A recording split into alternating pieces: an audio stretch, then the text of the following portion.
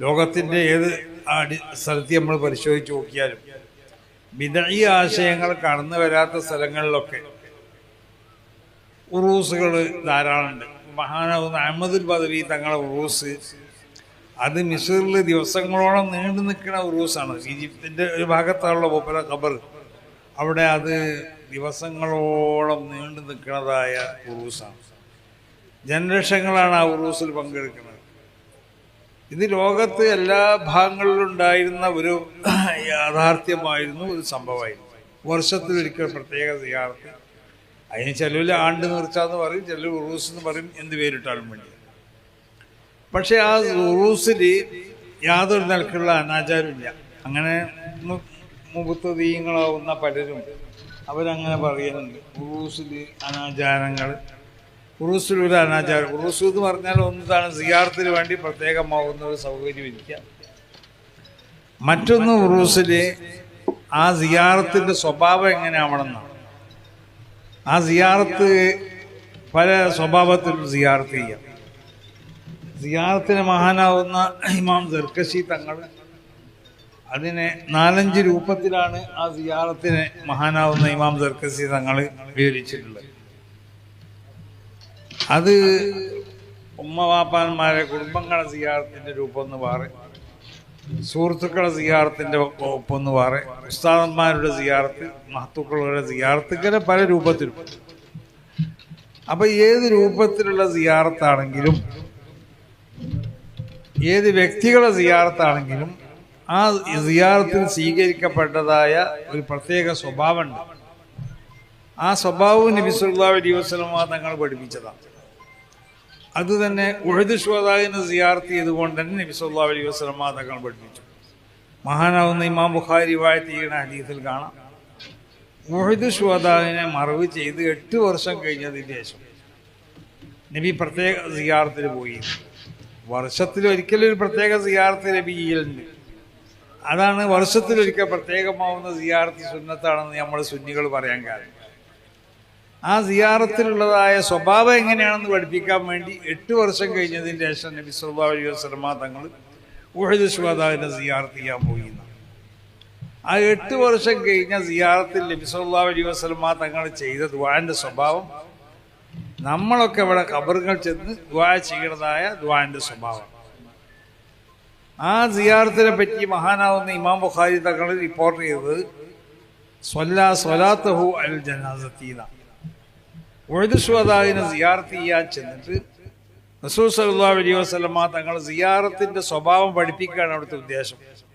അതുകൊണ്ട് സ്വലാത്തഹു അൽ ജനാസത്തി, ജനാസ നിസ്കാരത്തിലുള്ള ഒരു ദുആ പോലത്തെ ദുആ എന്നാ. ജനാസ നിസ്കാരം നിസ്കരിച്ചു എന്നല്ല.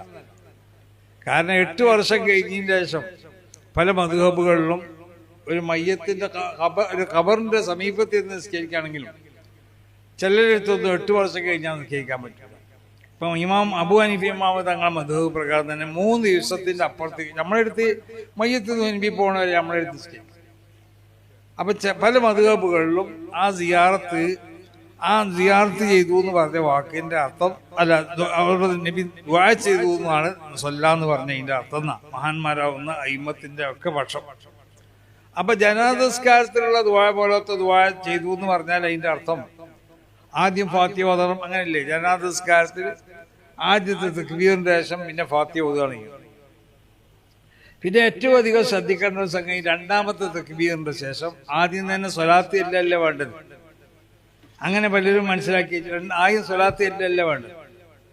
2ാമത്തെ തക്ബീറിന്റെ ശേഷം വയുന്തബു ഖൗലു അൽഹംദുലില്ലാഹി റബ്ബിൽ ആലമീൻ, അൽഹംദുലില്ലാഹി റബ്ബിൽ ആലമീൻ പറഞ്ഞിട്ടാണ് അല്ലാഹുമ്മ സ്വല്ലി അലാ സയ്യിദിനാ മുഹമ്മദ് എന്ന് പറഞ്ഞ എന്ത് സ്വലാത്താണെങ്കിലും ആ സ്വലാത്ത് ചെല്ലേണ്ടത്.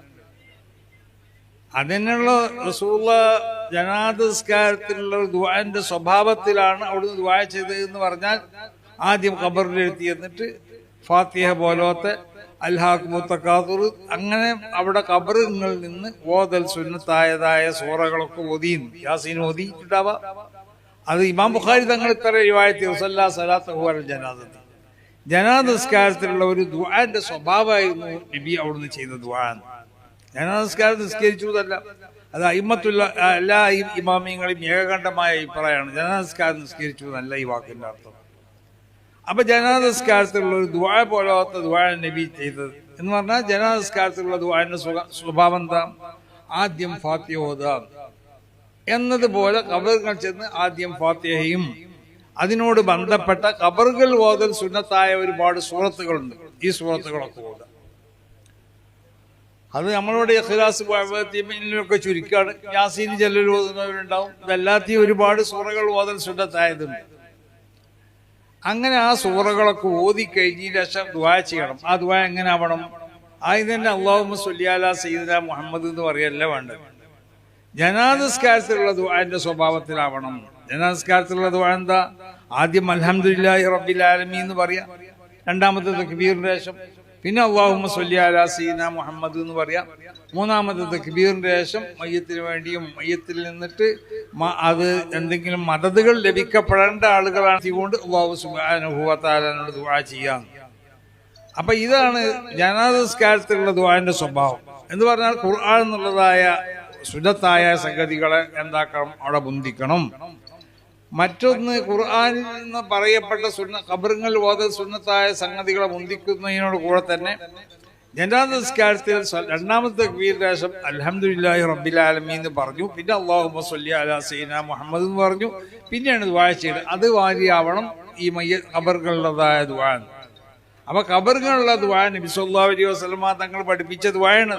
അതുകൊണ്ടാണ് സുന്നികളായ നമ്മളൊക്കെ ഖബറിന്റെ എഴുത്തിയെന്ന് ആദ്യം തന്നെ ഫാത്തിഹ പറഞ്ഞ് പിന്നെ ഫാത്തിഹയും മറ്റു ഓതൽ സുന്നത്തായ സൂറകളും ഓതി കഴിഞ്ഞാൽ അൽഹംദുലില്ലാഹി റബ്ബിൽ ആലമീൻ അല്ലാഹുമ്മ സ്വല്ലി അലാ സയ്യിദിനാ മുഹമ്മദ് എന്ന് പറഞ്ഞു.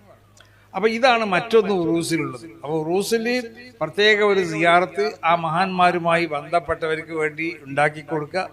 രണ്ടാമത്തെ ഒന്ന്, നമ്മൾ സുന്നികളാവുന്ന നമ്മൾ ദുആ ചെയ്യണം. ഈ ദുആയാണ് നബി സല്ലല്ലാഹു അലൈഹി വസല്ലമ തങ്ങൾ പഠിപ്പിച്ച ദുആ. ആ ദുആ നമ്മൾ ചെയ്യുക. മൂന്നാമത് ഉറൂസിൽ നടക്കണമെന്ന് പറഞ്ഞാൽ ഒരു മഹാനുമായി ബന്ധപ്പെട്ട് വരുന്ന ആളുകൾ ആ മഹാനെ സ്നേഹിച്ചു വരികയാണ്. അല്ലെങ്കിൽ മഹാന്മാരുമായി ഖബറിലേക്ക് വരുന്നവർ അവരെ സ്നേഹിച്ചു വരുന്നവരാണ്. അവരെ സ്നേഹിച്ചു വരുന്ന ആളുകൾക്ക് ഒരു ഭക്ഷണം വിതരണം ചെയ്യണം. അത് റസൂൽ പഠിപ്പിച്ചത് തന്നെയാണ്. ഇമാം ബുഖാരി ഹദീസിൽ കാണാം. റസൂലുള്ളാഹിന്റെ ഭാര്യമാരിൽ നിന്ന് ഖദീജ ബീവി പോലത്തവരൊക്കെ മരണപ്പെട്ട് ഒരു വർഷം കഴിയുമ്പോൾ റസൂലുള്ളാഹി സ്വല്ലല്ലാഹു അലൈഹി വസല്ലമ തങ്ങൾ ആടിനെയും ഒട്ടകത്തിലൊക്കെ അറക്കാലുണ്ടായിരുന്നു. അതിനെ അവരോട് ബന്ധപ്പെട്ട് അവരെ സ്നേഹിതകളാവുന്ന ബീവിമാർക്ക് കൊടുത്തയക്കുകയും ചെയ്യും. അതിന്റെ അർത്ഥം എന്താ? മഹാന്മാരെ ബന്ധപ്പെട്ട് വരുന്ന ആളുകൾ അവരെ സ്നേഹിച്ചു വരുന്നവരാണ്. അവരെ ഹബീബീങ്ങളാണ്. അപ്പൊ അവരെ നമ്മൾ എന്താക്കണം? ആദരിക്കണം. വരുന്ന ആളുകളെ നമ്മൾ ബഹുമാനിക്കണം. അതുകൊണ്ടുള്ള പടത്തൊക്കെ കെട്ടി സ്റ്റേജൊക്കെ കെട്ടി ഇവർക്ക് മന്ദലൊക്കെ ഇട്ട് ഇങ്ങളെ ആദരിച്ചിരിക്കണം.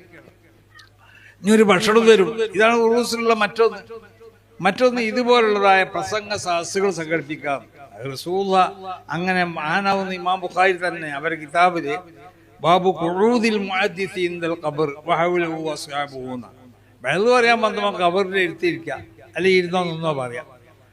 ഹൗലഹു വസ്ഹാബു കേൾക്കാൻ വന്നവർ ചുറ്റും ഇരിക്കാം. ഇതല്ലേ ഇപ്പൊ ഉറൂസിൽ ഉണ്ടായി തീരുന്ന സംഗതികളൊക്കെ അള്ളാഹുവിന്റെ റസൂല് അവരുടെ ജീവിത കാലഘട്ടത്തിൽ ചെയ്ത് കാണിച്ചു തന്ന സംഗതികളാണ്. അതുകൊണ്ടാണ് ഉറൂസിൽ യാതൊരു നിലയ്ക്കുള്ള അനാചാരങ്ങളില്ല. പിന്നെ ഉറൂസ് ഉണ്ടാകുന്ന സമയത്ത് ആണും പെണ്ണും കൂടി വരണുണ്ട്. അതിപ്പോ നമ്മൾ മാത്രമല്ലല്ലോ തുറക്കേണ്ടത്. ആണും പെണ്ണും വരുന്നവരും മുജാഹിദീങ്ങളും ആ പെണ്ണുങ്ങളോട് പറഞ്ഞു കൊടുക്കുക, നിങ്ങൾ ഒന്നിച്ച് കൂടി കലർന്ന് പോകരുത്.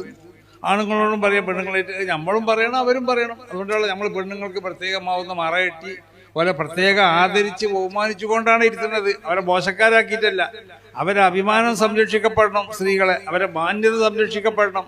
അവരെ പളുങ്കുപാത്രം പോലെ സൂക്ഷിച്ച് നോക്കേണ്ട ആളുകളാണ് നമ്മളൊക്കെ. അന്നൽക്ക് ശ്രദ്ധിക്കേണ്ടവരാണ്.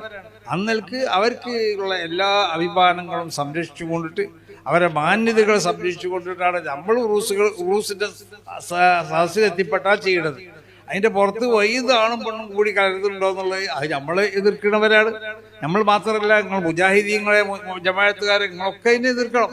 അങ്ങനെ കൂടിക്കലർന്ന് പോകരുത് എന്ന് പറയാം. ഉറൂസിന് പോകണ്ടെന്നല്ല പറയേണ്ടത്. അവിടെ നിങ്ങൾ കൂടിക്കലർന്ന് കൊണ്ട് പോകരുത്.